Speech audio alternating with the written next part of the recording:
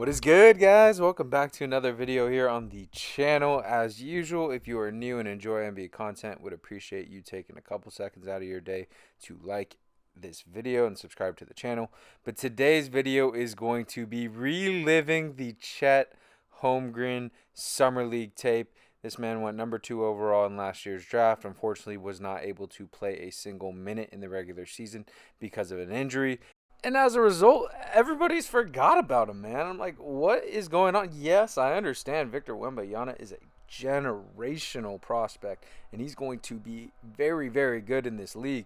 But Chet possesses a lot of the qualities that Victor Wembanyama has as well.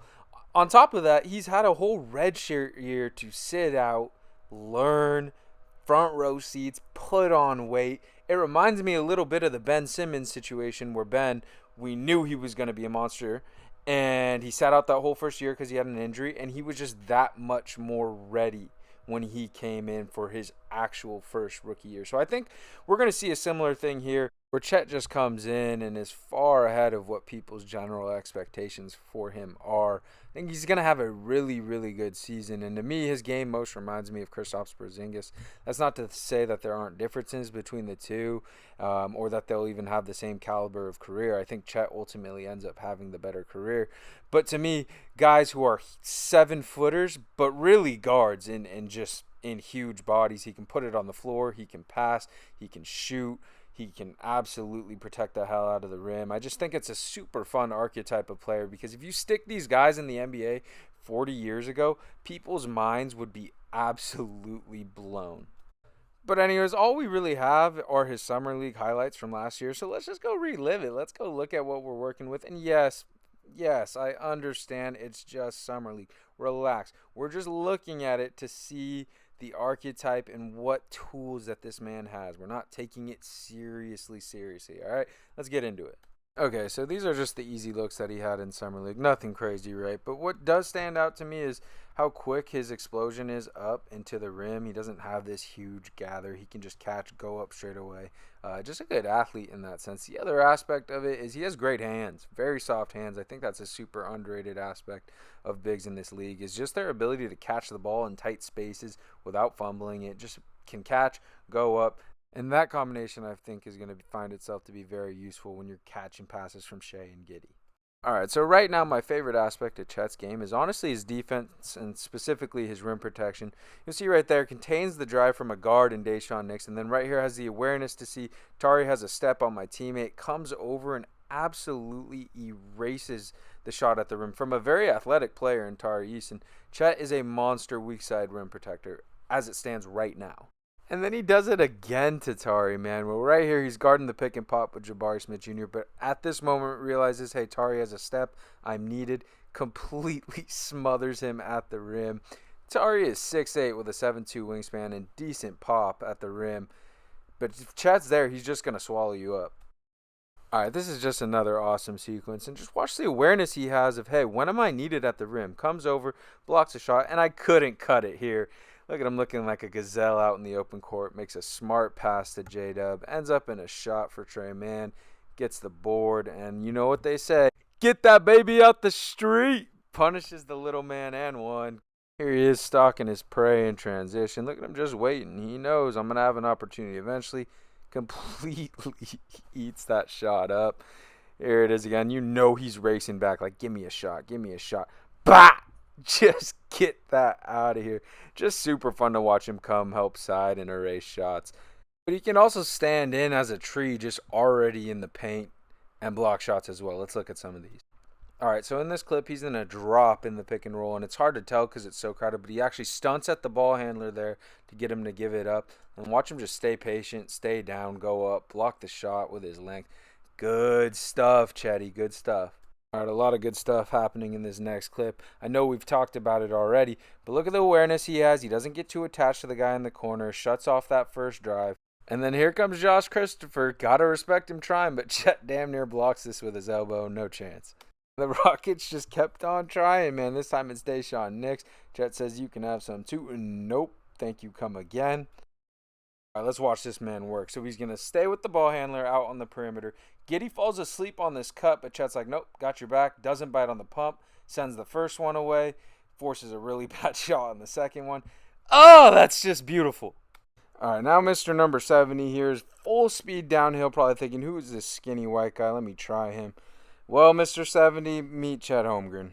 All right, apologies for the clip glitching here, but he's going to block the legendary 7-6 Taco Fall, force a jump ball. And then right here, disrupts the lob, gets the first block. Taco Fall gets it back, but you just see the length. If that's a 7-6 guy that he's blocking.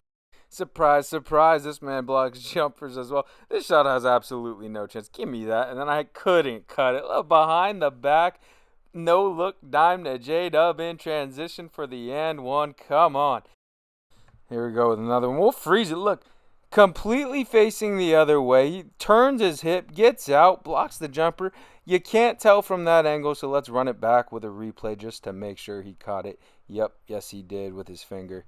Chet Holmgren is going to be a sensational shot blocker in the NBA. I have zero doubt. I just have zero doubt.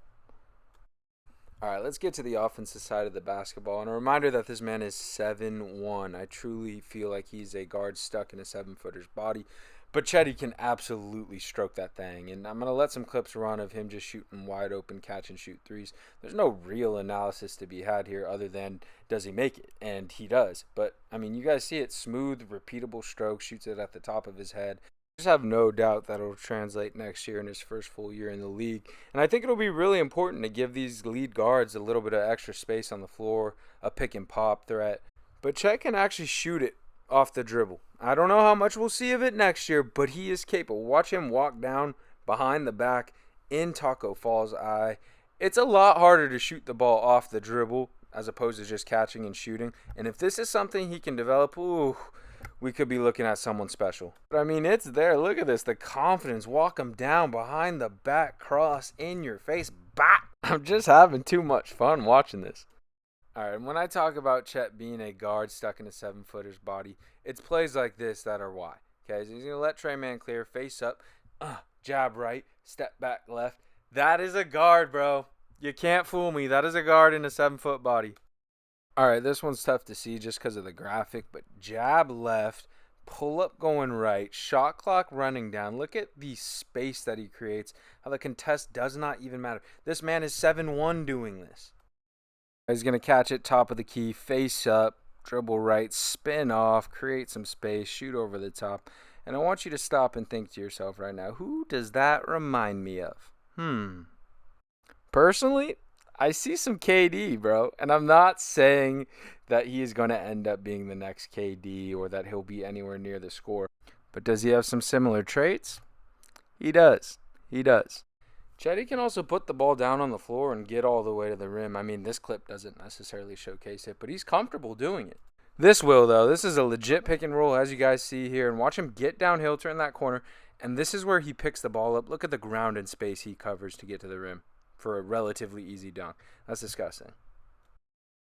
And if he does get cut off on the drive, which will happen, he does a really good job of spinning off and getting to an angle or spot on the floor where he can use his touch. And these are going to get cleaner too. He does have to eat up a little bit more space on these spin moves, but it's still encouraging to see him put it to use with a live dribble. Here it is again. People talk about the strength, and yes, it is Jabari Smith Jr., but look at him. He's able to move him, spin off, get to the left hand, touch. That's nice. And here he is getting a steal. How many 7-footers after this steal just dribble it back out? Not Chet, though. Uses that same gather move that we saw in a clip earlier. And that's going to be tough, right? When he's getting downhill and you're swiping at the ball and he just gathers and puts the ball over your head. Yeah, Chet's going to be a problem. All right, lastly, let's get to the passing. And there's not a lot of footage here, but in general, just seemed to be a very unselfish player, a high IQ player, whether that be finding the open guy in transition or the half court. He generally made the right pass. He made a couple intriguing passes from the top of the key, which I'll let run here. And I could see some potential for this in OKC this year where he has the ball top of the key. OKC's a really good cutting team. There's numerous guys on this team that cut very well. And Chet has the size to make passes over the top to cutters that I think is going to be a really nice addition to this half-court offense for them. All right, last clip, which I feel like encapsulates everything that makes him a unicorn. But look at him handling the ball with his offhand. Keegan presses up. He gets a step on Keegan. As the help comes, he puts the ball over their heads, kicks it out to a wide open shooter and Trey Man. We got to watch that again. That is ridiculous. This is a 7'1" center doing this. I know it's Summer League. I understand that, but that is not normal. And that'll do it, guys. I hope you enjoyed. I appreciate you chilling with me and watching some Chet Summer League tape. But buy your stock now, man. The skills are ridiculous. He's had a whole year off to prepare for the league. He's also on a team and organization that's really good at developing their young talent. They put him in positions to succeed. So, I mean, the sky's the limit for this man. In terms of projecting next year, Jay Will had a good year, but they don't really have that much else in terms of bigs. I legitimately could see 18 and 9, 18 and 10 with 2.5 blocks a game. I am not joking. Shooting high 30s from beyond the arc. But I hope you guys enjoyed. I'll see you guys next video. Appreciate y'all being here.